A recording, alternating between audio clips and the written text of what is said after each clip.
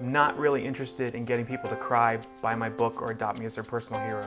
What I hope I can do is to change their perspective by showing them that if they make their dreams a priority, if they take action, connect with mentors, go after opportunities, that they'll be in a much better position to say, I have a dream too.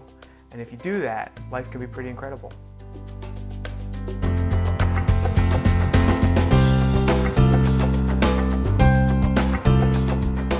You don't have to be a celebrity to be significant.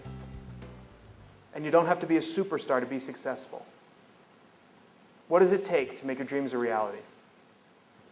One of the things I think you should do is watch other people who are making their dreams a reality.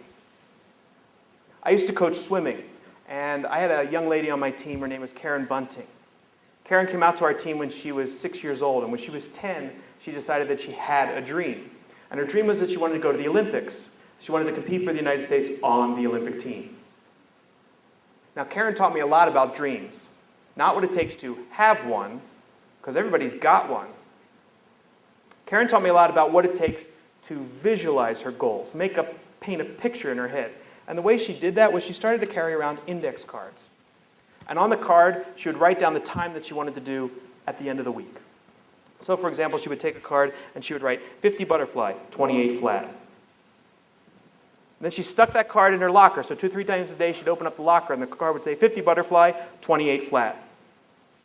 She stuck one in her math book 2 or 3 times a day. She'd open up the book, there would be the card would say 50 butterfly, 28 flat. She stuck one by her mirror when she's getting dressed in the morning, brushing her teeth, combing her hair. There was a card. The card would say 50 butterfly, 28 flat. She had these cards everywhere. I mean everywhere. And I was Karen's coach. I was concerned that Karen was losing her mind. So I pulled her out of warm-up one morning. I said, hey, Karen, come here. I said, Karen, what's with the cards? I think Karen ate sugar cubes and maple syrup in the morning because I'm not a morning person. She's like, Bob, don't you know it? I read in a magazine someplace says if you can see it, you can achieve it. And I said, okay, back. But I thought it was really good. You know what was really good? It was Thursday nights we'd have our swimming meets. I don't know if anybody's a swimmer, but they dig a hole in the ground, they fill it with water. Everybody with me? There's a guy dressed like the Good Humor Man, usually the high school principal. He has a whistle. He's trying to get everybody quiet. Please be quiet for the start. Your parents are there. They're not listening. We won't start the event until you get quiet. Nobody's paying attention. He reaches into his pocket, decides to raise the stakes. He takes out a gun. Quiet! A hush falls over the crowd. Judges and timers, 50 yards of breaststroke, take your mark. Everyone comes down together. Everyone goes off the block together. Karen hit the water with everybody else, got that water in her hands, and she was gone.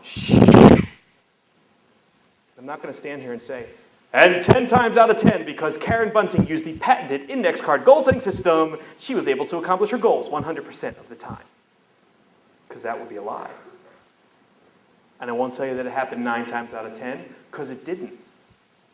But I will tell you 8 times out of 10, 80% of the time, which I know, depending on your school system, is either a C minus, B minus, C plus, fundamentally unacceptable to your parents. But 80% of the time when I went to the timer, I say, what did she do? He'd hand me the card, and the card would say 50 butterfly, 28 flat, or better. Because she could see it. She did some other things to make her goals visible. She started to carry around a gym bag. And on the bag, she collected Olympic pins. Pins from all the Olympics that happened before the one she wants to go to. She would use this bag to meet people. She'd go up to them and she'd say, hi, my name's Karen. Someday I want to go to the Olympics. This is my bag. And then she would tell you the story of the pins. She'd say, you see this? This is a 1936 Olympic pin. This is the Olympics where Jesse Owens won the gold medal in Hitler's Nazi Germany. He said, don't ever tell anybody they can't accomplish something because of the color of their skin. In 1936. This is the 1972 Olympics. This is the Olympics where Mark Spitz won 7 gold medals before Michael Phelps even existed. Nobody had ever done that before. Mark Spitz did in 1972 for the USA. This one over here, 1980, United States and Soviet Union.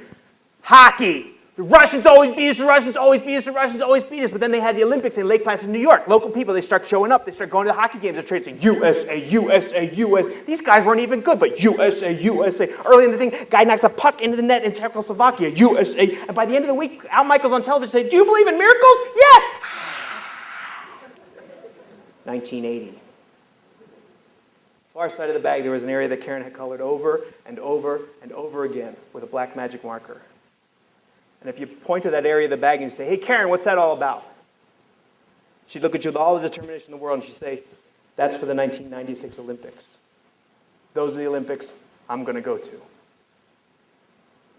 One of my most rewarding moments as a coach happened to me several summers ago.